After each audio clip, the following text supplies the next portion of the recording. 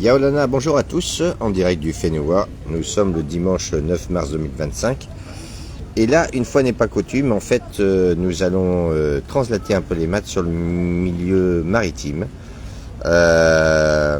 Sur une méthode de positionnement par arc capable, que je faisais dans ma jeunesse, en fait. Maintenant, on a le GPS, donc c'est beaucoup plus facile.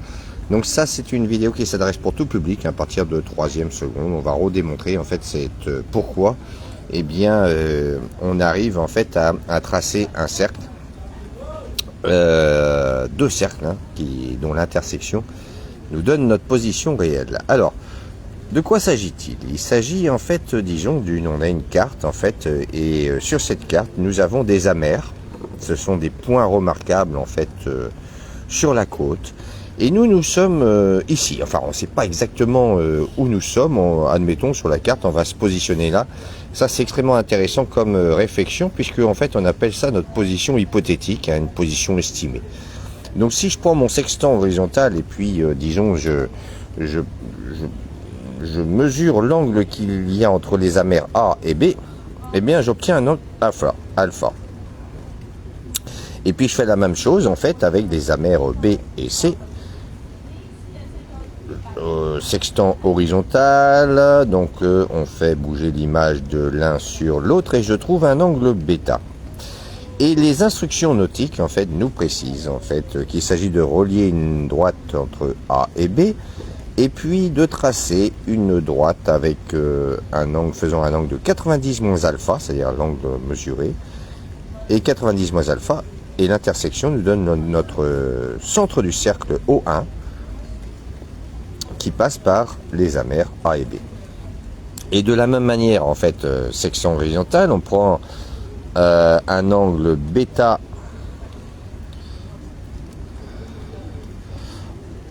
entre B et puis C, et puis, eh bien, on trace en fait une droite BO1, donc qui fait un angle de 90 moins bêta, à partir de B et à partir de C de 90 moins l'angle que l'on a trouvé, et l'intersection nous donne le centre d'un autre cercle, et lorsque l'on trace en fait l'intersection des deux cercles se croise effectivement en B et puis se croise à nouveau ici, et là en fait c'est la position réelle de notre bateau. Donc voilà ce que nous donnent en fait les instructions nautiques. Ils nous disent construire un angle de 90 moins alpha, ce qui nous permet de trouver le premier cercle O1, 90 moins bêta, le deuxième centre du cercle O2, et l'intersection des deux cercles en fait se croise ici et ici, et là c'est notre position. Alors pourquoi?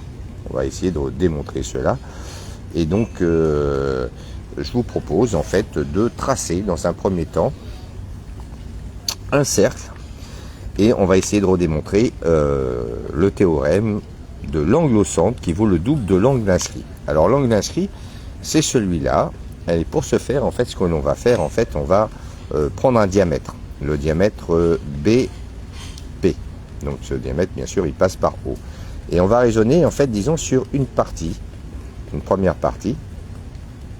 Donc imaginons que l'angle APB varie alpha 1. Donc là en fait il s'agit OP, c'est un rayon, OA c'est un rayon, donc c'est un triangle isocèle, AOP, c'est un triangle isocèle. Donc si on a alpha 1, ici on a alpha 1 aussi, et donc l'angle AOP il vaut quoi? Eh bien, il vaut 180 moins 2 alpha 1 que je note ici. Et l'angle AOB, il vaut quoi? Eh bien, là, nous avons un angle plat, c'est-à-dire BOP, c'est un angle plat. Donc, l'angle AOB, eh bien, il vaut 180 moins celui-là qu'on vient juste de trouver. Donc, 180 moins AOP, 180 moins 2 alpha. Donc, en enlevant la parenthèse, moi, devant la parenthèse, les signes changent, donc ça va faire 180 moins 180 plus 2 alpha 1, 180 passe avec 180, il ne reste plus que AOB est égal à 2 alpha 1, c'est-à-dire AOB. Alors, Maintenant, ben, on peut faire effectivement de la même manière dans cette partie ici, à droite. Et on va trouver en fait successivement que si je prends un angle entre B, P et C qui fait alpha 2, eh bien on se retrouve ici avec un rayon du cercle. Hein. Donc ici nous avons un triangle isocèle COP. Et donc si on a alpha 2, ici on va avoir alpha 2. Donc l'angle COP, eh bien il vaut ici 180 moins 2 alpha 2. Donc j'ai marqué ici COP.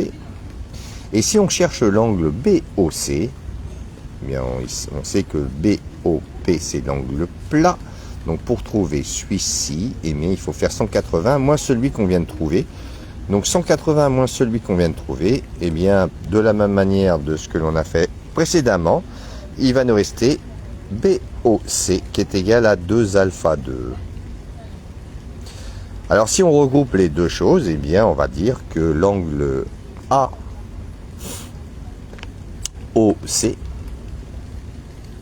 est égal à l'angle AOB plus BOC. Et comme on a trouvé que AOB valait 2 alpha, et comme BOC vaut 2 alpha 2, eh bien en factorisant par 2, on aura AOC qui est égal à 2 facteurs de alpha 1 plus alpha 2. Et en posant grand alpha est égal à alpha 1 plus alpha 2, donc grand alpha, ça serait cet angle ici, APC. Eh bien on va avoir l'angle AOC, l'angle au centre, qui est égal à 2 fois l'angle considéré, donc 2 alpha. Donc autrement dit, l'angle AOC, l'angle au centre, eh bien il vaut 2 fois l'angle inscrit.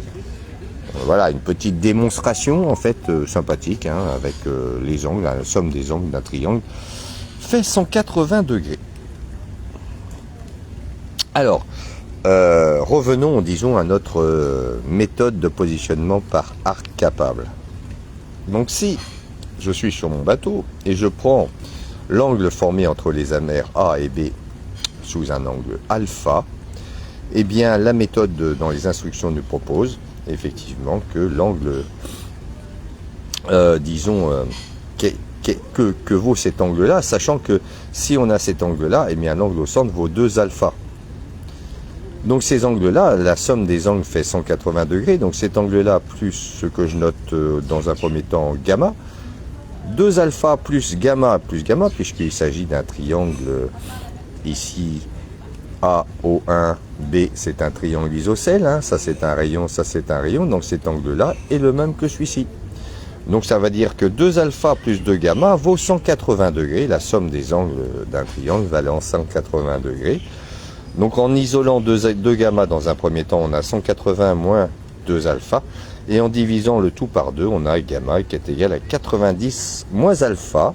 Voilà, nous avons démontré que cet angle-là vaut 90 moins l'angle ici. Alors, bah effectivement, cet angle-là, c'est le même, donc on trace une droite, l'intersection des deux nous donne un premier centre qui passe par les amers A et B, je trace mon cercle.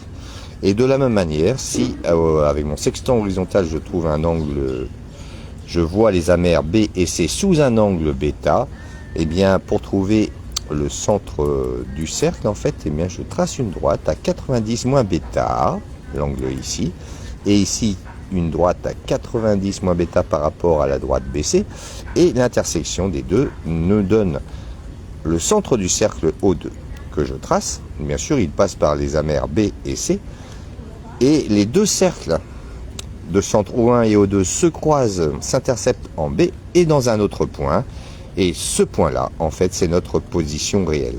Alors, comme pour la navigation sextant, en fait, hein, ce qui est intéressant à noter, c'est notre position hypothétique. Hein, pour raisonner, en fait, disons, on ne sait pas trop où on se trouve. Supposons que l'on soit là et que l'on voit les amers A et B sous un angle alpha.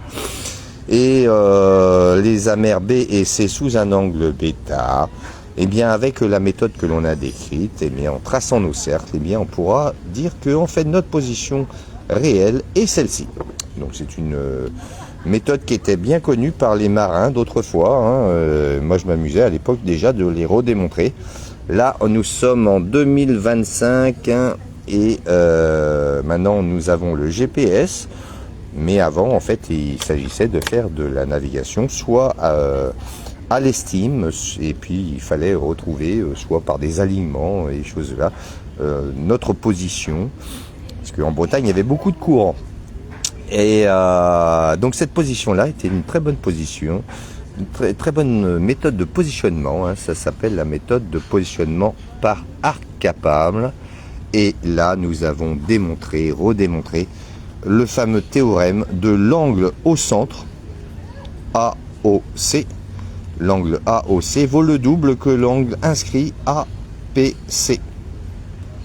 Voilà, j'espère que ça vous a plu. Si vous avez aimé, n'oubliez pas de liker et de partager au plus grand nombre. Nana!